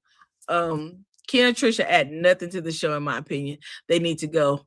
We've never seen them happy. The fact that Trisha is still married at this point in the show is crazy. It's insane. Journeyology. It is insane. Why are they even a part of the group? Because this is not what you want to display to the world. Even if it does happen in real life and this is their reality, I don't want to see it. I don't want to see it amongst married people who are trying to thrive. Marriage is hard by itself. To add some extra caveats to it is even worse. I'm sorry. He said, I think Nell is a good mother image for Trisha and Destiny. I like the three of them. Did you? Okay. I didn't look at it that way. I was too busy upset. My baby Lady Rowe, let's get it, baby. Hey, Sparkles. How you doing? Yeah, I could see him trying to trap her for real. I don't know. Would you want to be trapped by that? I just can't see it. They put me on that show with Lady Rowe and the whole Loving Marriage YouTube Huntsville sector. They'll have a shout out to Queen's Script. Is that what that is? Oh, he's speaking to you, Queen Script. I hope that's what he's saying. Shout out to you and Journey. He wants a connection so he can pop in and out like Marquez. And you know what? That's why Shane got rid of Marquez. We're going to just call it thing a thing now. Let's call it thing a thing. That's why Shane got rid of Marquez, because she got children by him. That's it. That's all. That's the only reason why she haven't. Yeah, they don't need to bring a child into this crazy, confusing situation at all. And not only that, but Trisha already said she has anger problems, right? So why bring a child into your anger issues without having those things resolved? I don't know. Sunny Ray says, sparkle my love. Okay, sparkle my love. So I'm gonna get back into this.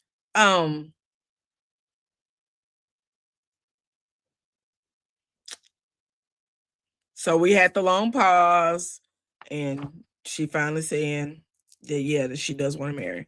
That the plan is to get married as soon as the divorce is filed. This is said hopefully Trisha can get pregnant in 3 days, because they tend to break up every 3 days. Girl, that was funny to me. One for Destiny for that one. Now, Nell then starts to talk about the Fletcher dinner. She said they recently had another dinner at their home. And Nell says that Kiara had a lot to say about Lance and Destiny talking in the front yard of Nell's home while her pizza got cold. And Destiny says she feels like she's Lance's therapist sometimes. Nell said yes, but Kiara has a problem with that. Destiny said, well, that's her problem. She may need to lock her man in more. Now, this Kiara situation, I don't like it. I'm telling you, I don't like it. I think Kiara is there just for TV time. My personal opinion. I think she just want to be on TV. Trisha needs I gotta fix my life. She definitely needs that times 2. She need 2 of them episodes, maybe a whole week's worth. Trisha asked if they were still together, if Lance and Kiara were still together. Nell told Trisha, you know more than I do, because I guess now Trisha says she talked to Lance all the time. I don't know. Nell said she only had a problem with it because you told her girl.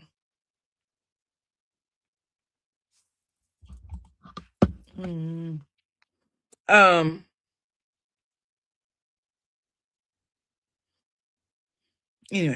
move on. Trisha asked if they were still together. Nell told Trisha, "You know more than I know." And Trisha said she talks to Lance a lot. Nell said that Lance is having a birthday party, and Trisha said that she had already received an invite. Baby, when I tell you that Trisha, I believe Trisha. I like Trisha, but I think she for the streets. I think she for the streets. Next scene is Lance, Nell, and Kayla. They meet up at Vibes to plan Lance's birthday party. Lance shows his face. His right eye is bruised. The bridge of his nose is all crusted over with a scab. And Nell tells Lance that he needs to not have a dating life right now. She said he goes out a lot, he does too much.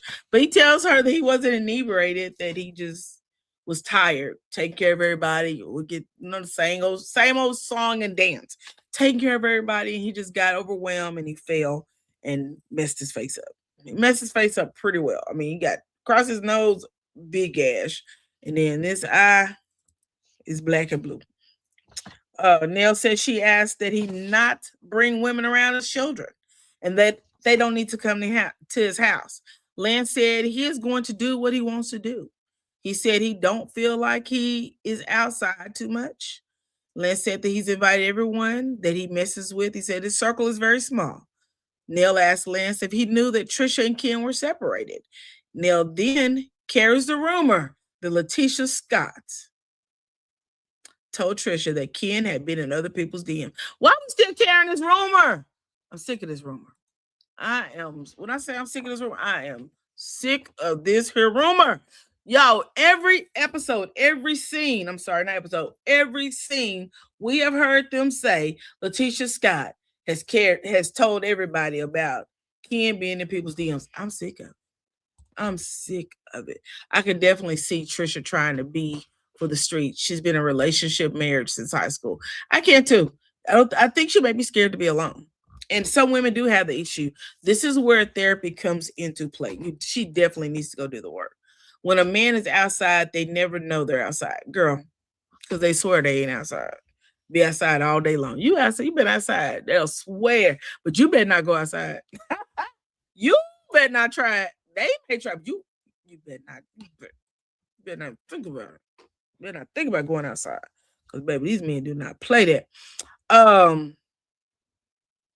We talked about the rumor. Lance said, "How does Letitia know who's in Ken's DMs?" See how this game of telephone is flipping around now? See how it's twisting? It ain't right. It ain't right. Craziness. Lance then asked Nell if Destiny and Trisha were friends. Then he asked, "Are they good friends?" He then said that Trisha had posted an inappropriate comment on his Facebook page. Lance said he let Ken know. He said, "I called Ken and I let him know." Why haven't we been telling everybody about Lance calling Ken? We ain't did that. We telling everybody about Letitia Scott and his DM. Baby, this is not a thing. I'm gonna let y'all know right now. This DM that Letitia was talking about is not a thing, because it was the truth. So we're gonna erase it. We're the big eraser. The big eraser, we're gonna erase it. It's not a thing. It's not. Put some white out on it. It's not a thing. It's not a thing. Let's put some white out on it and let's white it out. It's not a thing at all. It's not important. In a sense, Lance did the same thing as Letitia, is what I put in my notes. In a sense, they did the exact same thing. They keep saying Tisha. She told Trish, one of the ladies told her Ken was in the DMs who told Tisha. Here's the whole thing in a nutshell. That's not how it was said. They were having a conversation about social media and the outside noise and how letting the outside noise will ruin your relationships. That's what they were talking about. And in that conversation, Letitia said to Trisha, the same could be said, the same thing that Ken is saying about you could be said about Ken, because people are also saying that Ken be in people's DMs. That's it. And then Ken said, "I do be in people's DMs." So what's the fuss? Yeah, some stuff got to make sense. That's why I be wondering, how some of y'all went to school. That's where your critical thinking skills come in. I'm sorry. Some stuff just got to make sense. No, she said one of the ladies, girl, that's not, sorry, girlfriends. I didn't mean like that. She said, someone told me. She said that. But the conversation was surrounding them talking about social media and outside interferences and noises destroying relationships. That was the conversation. It's on film. We can rewind it and we could talk about it, but it was film. That's exactly what was said. Yeah, that's exactly what was said. They were having a conversation, and she didn't mean it maliciously. It was just taken back, a game of telephone, and every time it was said, turned around, it got more malicious and more malicious. But Tisha was not being malicious when she said that. They were really having a good girlfriend conversation. Hey, Sam, baby doll. They were having a really good girlfriend conversation with a glass of wine and just shooting the kiki. And I really don't understand how it got to where it is because I don't think that's where it was. And again, friends, you don't owe me my bad. You didn't say anything wrong. I just want everybody to understand that it really wasn't meant the way it's being portrayed out here. Because this, if you noticed since episode 4, every scene outside of the Scotts and Destiny and her family they have been talking about Tisha telling Trisha that Ken had been in people's DMs. Every single scene. You mean to tell me y'all ain't got nothing else to record in Huntsville? But that, I don't believe that. I know they got something else going on in Huntsville besides that. Let that be my good Judy. I'm telling, and we jumping him. Living for me. You hear me? You hear me? But in the sense that she told her in, there was no reason to jump anybody. You know what I'm saying? Because it was such a relaxed atmosphere. They were just talking, just sitting around talking. You know, Tisha on one couch with her feet up, Latricia on the other couch chilling. It was a relaxed atmosphere, and they were just talking. Just talking. Anyway, it's another other party at at Vibes. It looks nice. Looks like they have a casino theme. And a casino themed birthday party. We see Martell was the first one to arrive, then Destiny, and here comes the rumors again. I mean, I don't know what it is about this rumor. We gotta hype it up because here we go talking about it again. In fact, I'm gonna count later on. I'm gonna put in the chat how many times in every scene that they mention this. As soon as we get there, here goes the rumors about Tisha talking about Ken's DMs. Is Destiny talking to Martell? We see the Scotts arrive. We see Ken and Trisha arrive, and then Lance and Kiara. They all seem to be having a great night. Kiara had on a little bit of clothes. Really, a little bit of clothes. Like really, really, really, really, really. A little bit of scantily dressed, as they say. Kiara tells Nell that Lance needs to give more effort to their relationship. And Nell is playing in Kiara's face because I don't think Nell cares. Nell really likes Kiara, even though she said that she did. I remember the scene at the house. She said that Kiara was doing too much. So I think Nell's playing in Kiara's face. Nell said that she feels like Lance is off balance. And Kiara said that they need to talk about the situation. This mess with Kiara is boring. Just like this conversation about Tisha in the DMs is all given boring. Lance wants to be single. Kiara needs to move on. Lance said that he isn't married and he don't agree with this being exclusive. He does not want to be exclusive. You can't make people be exclusive with you and they want to be in the streets. If they for the streets, let them be for the streets.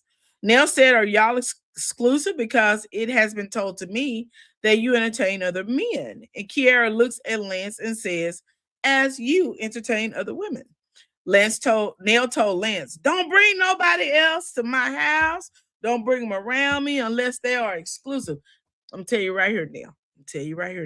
You're doing too much. You need to mind your business. You need to mind your business. Get out that boy life. I'm just telling you. Just mind your business so you don't have to deal with that. Crazy, crazy. Next, we see Marcel, Tisha, Ken, and Trish. They sit down and they have a conversation. And Tisha apologized about DM Gate. Tisha explains to Ken why she said what she said. Marcel said that both Ken and Latricia put thirst trap pictures up on social media. He said that. to their face. But you was the same one who called your wife downstairs so you could scold her about saying that Ken be in people's DMs. But you just said, y'all putting up thirst trap pictures. All right, Marcel. All right.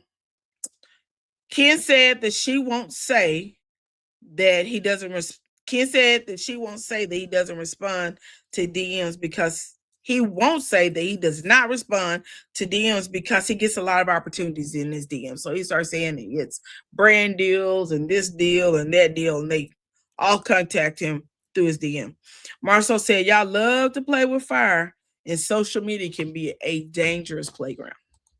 I totally agree with him with that. Kiara worried about Destiny. Let's be honest. She is intimidated by Destiny, for real. You said Lance is for the streets, in my opinion, baby. I agree. Sad baby doll. I agree, baby. Let's let them know that he is not for selling down with none of them at all. At all. The men are at a roulette table, and Lance asked the questions to the men. How you feel about one of the ladies in the group hard eyeing one of your posts, and you're cool with her guy? Martell starts yelling, "Ow!" Another one of his acting debuts, honey. He's acting. Not just loud. I'm like, do they have a volume button on this thing? You could have cut that down some. Anyway, heart, licky tongue emoji. Ken walks up and he's eating. He walks up and he says he knows what they're talking about. Ken said it was kind of weird. Martell, do you think it is because of what Martell says, do you think it's because of what you've been doing? Ken said that Trish doesn't think a lot. What does that mean? He said he wasn't trying to be rude, but he don't think she thinks a lot. Over at the ladies, Nell asked Trish if Ken was in the DMs at the same time that she was in Lance's DMs. Chad, where is we going with this? Yeah, where y'all trying to take us with this story? Nell then says that she questions the emojis, but it was a licky emoji. Trisha said that she fat fingered it. Trisha said people do it all the time. Neil asked Trisha, was she drunk? Because that's your cousin. Chad, when I say this story is getting weirder and weirder and weirder by the moment. He was calling her slow in a nice way, girl. Definitely calling her slow. Then over at the guys, Ken said he didn't really take it that way because they're cousins. So we're not going to take it that way either because we don't really care. Y'all cousins, let's just call it a day. She's just over there putting hard. Girl, I be putting all kinds of stuff on my cousin's stuff. My cousin posts, I'm like, baby, sure it's fine tonight. He know that's how we talk to each other. You sure look good tonight, baby.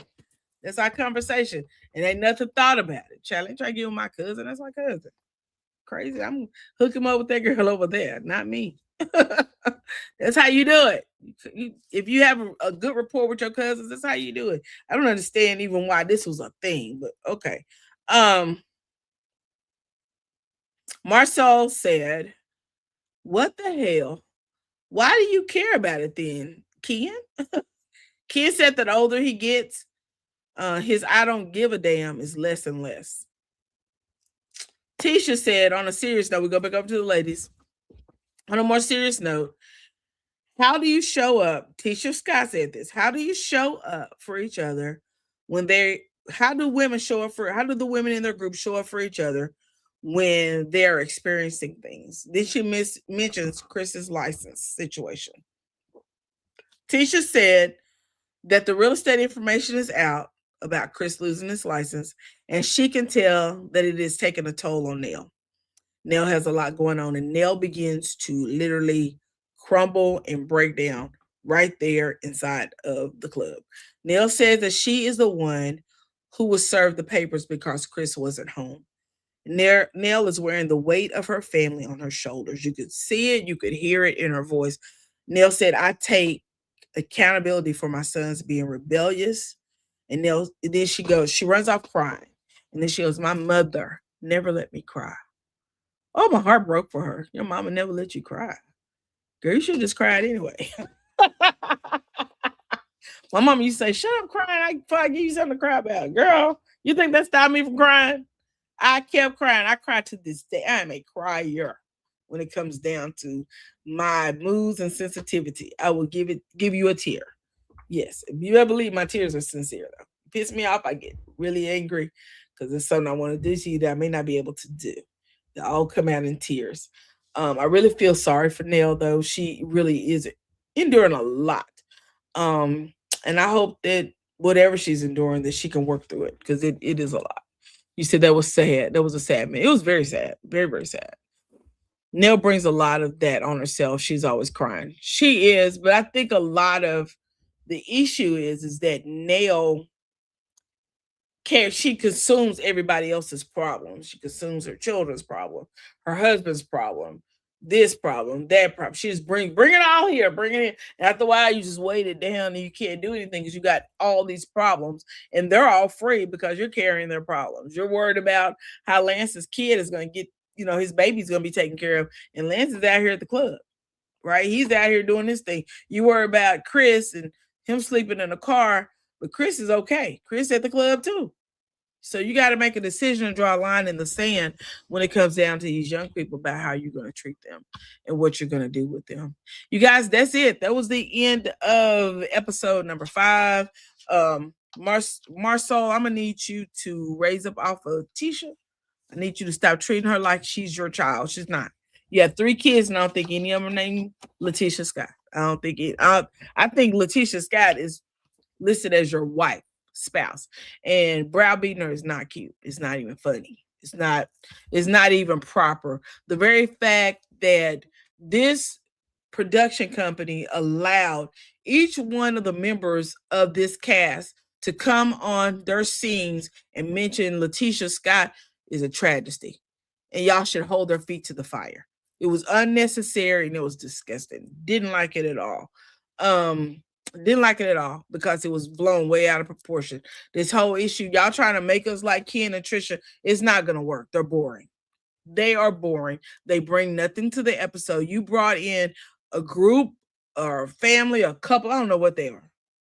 They have their own issues, and a woman who is still married to a whole other man, and you set them amongst married monogamous couples or whatever they are. I don't know if they monogamous or I don't know what they play, whatever they do. You set them amongst them and they should not be there because they don't fit in. They have a lot of growth to do.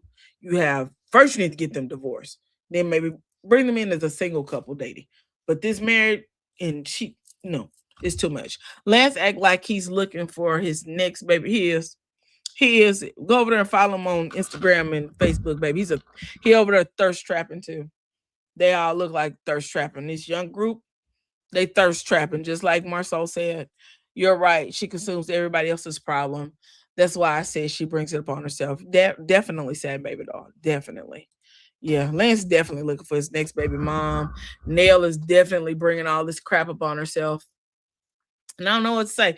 Here's what I don't want to do. In episode number 6, I don't want to hear nothing about Letitia telling Trisha nothing about Ken. I don't want to hear nothing about no DMs. Nothing.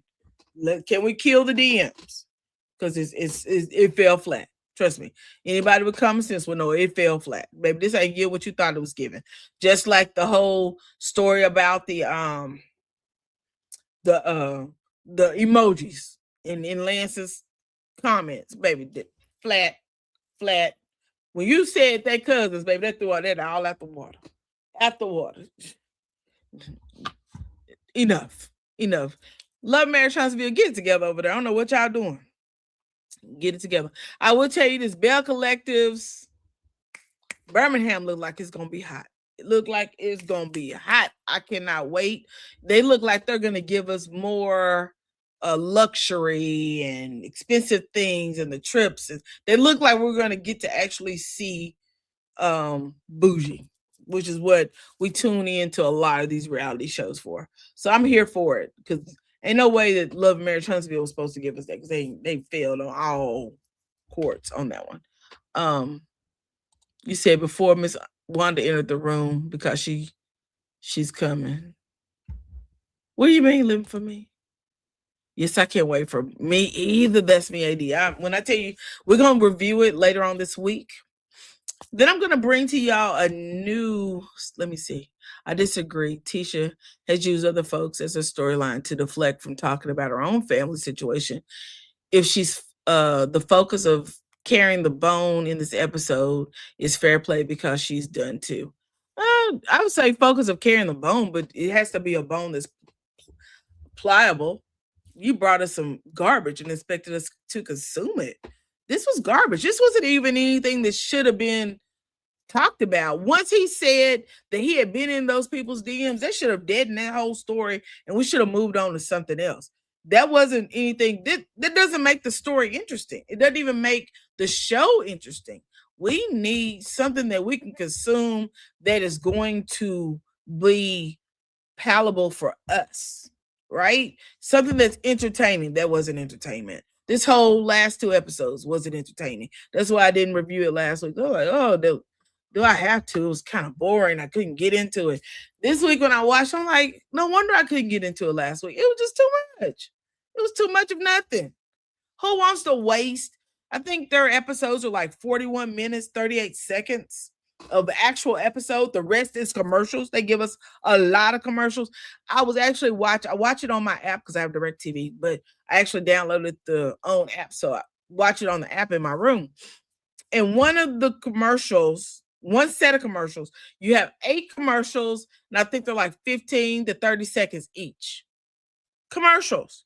8 commercials in the middle of a segment. So they give you a lot of commercials in between this. This show is not given what it should be given. They have the opportunity to have a good show.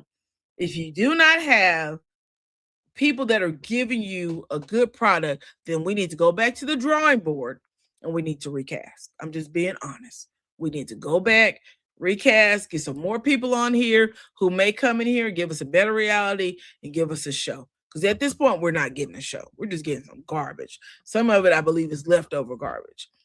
Warming over this soup about Letitia being in some, talking about some DMs when this man has already said, oh yeah, I was in her DMs. I just think that's just weird. That's not even worth talking about. You just wasted our time. What are you doing? Give us more Destiny. Give us something of that, something we can consume that's entertaining. I don't think any of this was interesting. Going to Pontiac, I found none of that entertaining. We got to meet Uncle Rick. We saw the daddy. There was, be honest with you, I found no entertainment in it. None whatsoever. We saw nothing that was interesting. Nothing. And I'm being very, very honest. I enjoyed them going back to Pontiac. Enjoyed meeting Uncle Rick, but it should have maybe been a little bit more entertaining. It just wasn't. You said, oh yeah, she's coming at her for him. She gonna get him by the throat. That's like Ken said, he moved out, but the judge made him leave. He didn't tell the truth. Exactly. We all know we saw the lawsuit because it's always floating around out here. Yes, the show needs to go back to its roots about real estate development, Black excellence. Definitely. Have we ever seen Black excellence over there though? I don't know. Have they ever given Black excellence? I don't think so. I don't think any of it was Black excellence. I think Destiny is doing the best of them all. I agree with that, Khadijah. I really have enjoyed her storyline this episode, this season so far. We are 5 episodes in. I really have enjoyed her storyline. Believe it or not, I'm enjoying Nell's storyline. I think we need to get more into Nell, into her family. And into this Lance stuff. We need to dig into Lance and what he got going on. As these young people, I think that the storyline needs to evolve more on this side. As far as Tisha and Marcel, show their companies. That's it. That's about it. Because they're not giving us nothing else. They're not giving it. They're saying their marriage is not up. So let's either show their companies until we get rid of this or nothing.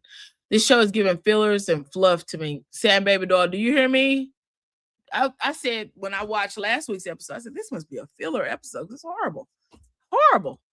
The conversation should have shifted to him being in other women's DMs. It should have, Sunny Ray. And that way it could have been more plausible, but it did not. It shifted to, oh, Tisha. No.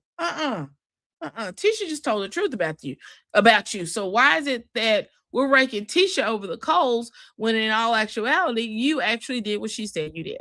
So I think that that's something that they should have definitely explored. They should have, once we figured out, hey, you've been in people's DMs, then it should have been, oh, you heard Tisha told so and so that Ken was in so and so DMs and he actually been in the DMs, and then they could have went from there, but it didn't go that way. I disagree. I'm happy to see what's going on with the other cast members' lives. Yeah, yeah, I agree, Lady Ro. Thank you. That's BAD. I expect you guys to not agree with me or agree with me. It doesn't matter because we're all watching the same show. I just feel like they could do so much better than what they're doing. That's because your ass is messy at Michelle. Sad baby doll. Journeyology said, get rid of Ken, Trisha, Maurice, Kimmy, and Tisha, Destiny, and Martell. There needs to be new couples who are willing to show us the reality. I'm enjoying Destiny. I'm sorry. This season, I am really enjoying Destiny taking us down memory lane, finding her. I love it. I love it. I'm into ancestry. I'm into genealogy, so I absolutely am loving it. Yeah, I'm absolutely loving Destiny.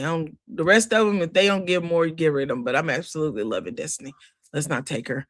You said, wait, what? A judge made Ken move out? Yes, it was in part of her divorce decree or in the part of the child custody. The kid could not be living in the home. If he was found living in the home, she would be found in contempt of court. Yeah, they've already shown what's that Marquez came out here and he posted the actual document. You said Destiny gave a moment. I'm not sure they will follow her story. The cast is giving the same thing over and over again. Oh, unique. Is it unique? Monique, you are so right. Oh my God. Thank you. You feeling me? Over and over. I love Destiny's moment. I believe that they really should follow that story. I just really do. I love the fact that we're seeing more of Destiny. I believe that her mother getting clean may be an opportunity for her to be a bigger part of Destiny's life. Now, whether or not Destiny's willing to bring her mother into her life is another story because that's a part of their healing process. Now, if he's gonna deny it and say it was a lie, I can see the focus being what Tisha said. Exactly, Sunny Ray. But he did deny it. He said it was the truth. Khadijah, yes, because she is still married to Marquez and he didn't want Ken around his kids. Exactly. Exactly. Michelle said, journalogy, the show was never about real estate. CK himself said, the show has always been about an ensemble cast of friends interact and showing aspects of real life. Let's see. Missy, that's me, Michelle. So, in all actuality, Love and Marriage Huntsville is about love and marriage in Huntsville and all the things that surround them. Ken and Trish, I think, are not giving us love in marriage at all. Trish is giving us marriage to somebody else who is taking her through the wrinkles in court. Again, I'm loving Destiny's storyline this season so far. The Scotts, I want to see more of Scott Manor. I want to see more of you building. I believe we're going to get into some good stuff as days come, but right now we ain't got into it. Kimmy and Maurice, I don't know what they're doing. Nell and Chris, I believe they're bringing it. I believe they're getting ready to gear it on, put it on in third gear, and we're supposed to slide into fourth. I believe that. I believe it with them. But the other two couples, the Scotts, I don't know what they can give us other than what they've been giving us. Destiny, Nell and her family, the Fletchers, I believe they are carrying the season. Be honest with you, I believe Destiny can be in charge of the girls. She can be in charge of who runs the world? Girls. Destiny runs the world. Anyway, you guys, I appreciate you guys coming down here and listening to me run my mouth talking about this Love and Marriage Huntsville. It was a decent episode. If I had to rate it between 1 and 10, I would give this episode 4. I'd probably give it around maybe 5. And episode number 5, I would give it a 5 too. Yeah, they both been a 5. They right in the middle. Not good, not bad. Not good, not bad. That's where I'm gonna leave it at. You said the cast does not have the stamina to keep the momentum going. I can only look at the clips. Yeah, I'm tell you, I watched the show. I did. I watched it last week, but I kind of like, oh, do I have to review it? Because it was just enough to consume and not really keep going. The episode with Destiny, I loved it. I loved it. I watched it all the way through. In fact, I watched it 3 times because I want to make sure that I had all the information to bring back correctly when I did the review. But you're right about the stamina is not there. It's not there. Not this season. Something's off. And I don't know what it is. It's definitely Destiny's time to shine. Girl, it's my time to shine. And she's doing just that. And I love it for Destiny. I love it. Kara acts like Destiny stole her man because of a 45-minute conversation. I do not understand that. And I bet the conversation was probably longer than that. But she may feel intimidated by Destiny because Destiny and Lance are able to have those conversations outside of whatever else they got going on. That may be why she feels that way. Anyway, you guys, I'm going to be rolling out a new segment called Lady Row After Dark. I'm not sure if it'll be this week that I'll start or if it'll be next week, but be looking for it. Be looking for it. I haven't decided exactly on what day it's going to be, but it's going to be great. It's going to be just some girl talk. We're going to do some girl talk, some relationship talk, some grown folk talk. It's not going to be vulgar. It's not going to be nasty. We ain't going to get up under nobody's bed, sheets, or clothes. We're going to stay on top of the covers and we're going to talk. We're just going to talk about things that I believe affect us as women, as men in this Black sector, which is called Black America. And see if there's some things that we could talk about with each other that may help us in life. I'll put it that way. Anywho, if no one told you today, you said yes, delusional, because Destiny didn't even sleep with that man. Exactly. Destiny has told y'all over and over that she's celibate. I don't know when y'all gonna start believing her, but child. You ready? Okay, let for me say she ready. You ready for Lady Row After Dark? We're gonna talk about some things. We're gonna put the headphones in and we're gonna have just some late night conversations about things that I be laying up here sometimes thinking about. The things that rolled through my head. I started making a list and putting it down. So I got some topics that I really want to discuss with you guys. I'm gonna give you one off the top of my head that just popped in, and I put it in my phone. Let me see if I can find it.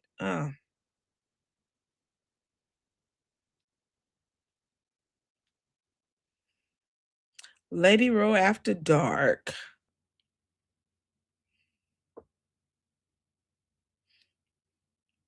So,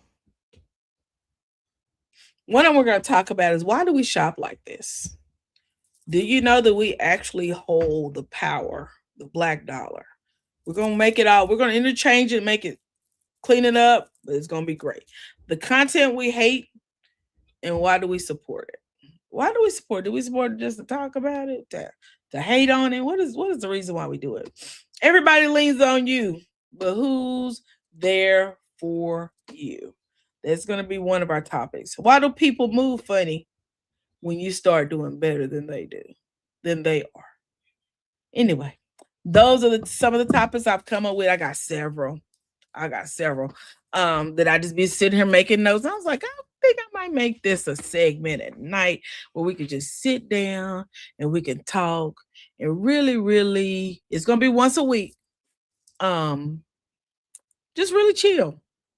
Get you some tea, some warm tea, or some warm milk, as some people drink to go to bed, and just talk. Just sit down here and just shoot it out. Things that bother us, things that affect us. What are we doing about it? How do you feel about it? Who can you decompress to? Just like we talked about Destiny, dealing with the family, all this thrown at you. But who do you decompress to? What is your outlet? What does it look like? Do you have a safe outlet? Is your outlet not safe?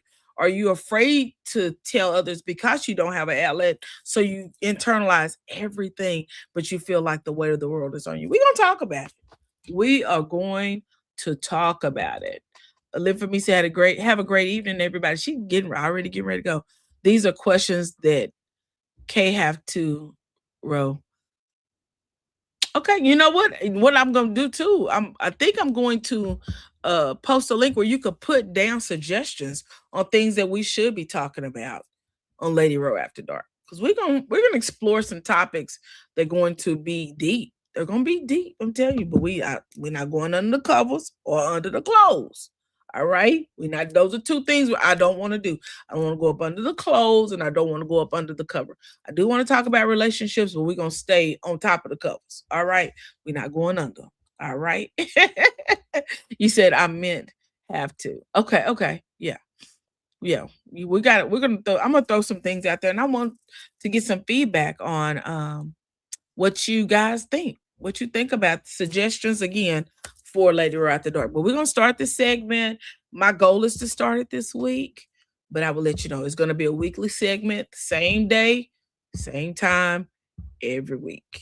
Every single week is gonna be Lady Roar After Dark. So that means it's gonna be starting late, 8, 9 o'clock at night.